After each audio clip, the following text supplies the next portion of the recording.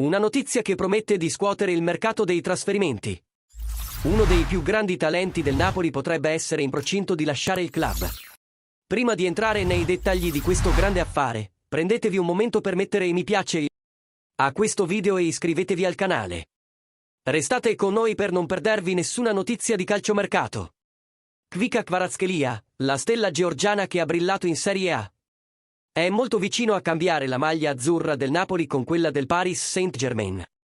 Secondo Fabrizio Romano, esperto di mercato internazionale, la trattativa tra il club francese e il Napoli è in fase avanzata.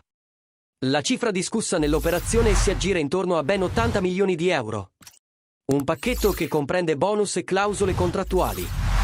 Le fonti indicano che Kvaratskhelia ha già dato il via libera al trasferimento, mentre i suoi rappresentanti sono in trattativa con il PSG per definire i dettagli personali del contratto. Il trasferimento non solo rafforzerebbe l'attacco dei parigini, ma darebbe anche al Napoli un'importante spinta finanziaria, indispensabile per rafforzare la rosa in altri settori. Con il Napoli guidato da Antonio Conte e con ambizioni di scudetto, la cessione di Kvaratskhelia aprirebbe spazio per nuovi investimenti nella squadra. Inoltre, le voci suggeriscono che Federico Chiesa, attualmente al Liverpool, potrebbe essere un potenziale sostituto. L'ex giocatore della Juventus non si è adattato completamente al calcio inglese e sarebbe disposto a tornare in Italia, dove è molto apprezzato.